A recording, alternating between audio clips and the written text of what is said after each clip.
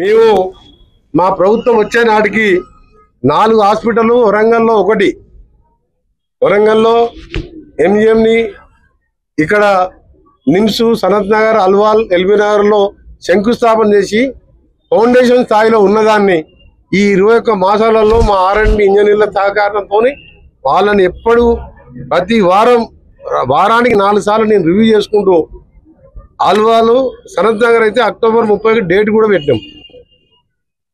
దాన్ని అన్ని కార్పొరేట్ ఆఫీసులు హైదరాబాద్ ఎన్ని ఉన్నాయో యశోద, కామినేని, అపోలో, ఏజీ కంటే అలాంటి ఎక్విప్మెంట్తో ఇలా పేదలకు వైద్యం అందిస్తానికి రాజీవ్ ఆరోగ్యశ్రీని 5 నుంచి 10 చేసి అవి పూర్తి చేయబోతున్నాం.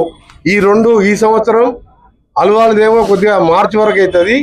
సనత్ నగర్ది ఈ అక్టోబర్ ఎండింగు.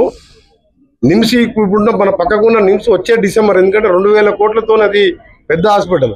ఎల్బీ నగర్ వచ్చే జూన్. డేట్లు కూడా చెప్తున్నాం.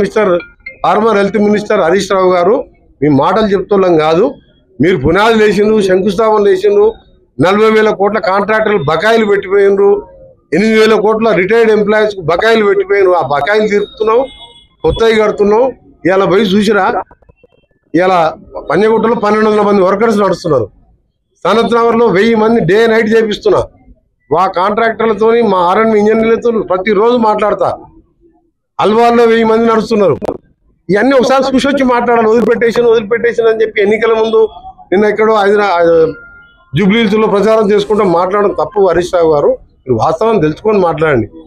ఇంకో ఉదాహరణ చెప్తాం మీకు. ఉప్పల్ నారపల్లి అంటే 8 కిలోమీటర్ ఫ్లైఓవర్ 2017లో స్టార్ట్ చేసి శంకుస్థాపన చేసిండు.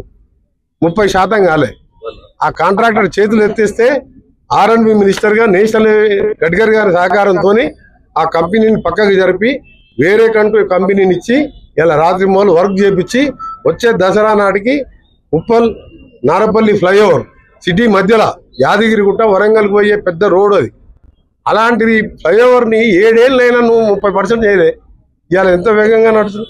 అందుకని అందరం మంత్రులము, ఎమ్మెల్యేలము, ఎంపీలము కలిసి పనిచేస్తున్నాం. మా తెలంగాణ అభివృద్ధి లక్ష్యం. అందుకని ఈ స్కూలే ఉదాహరణ.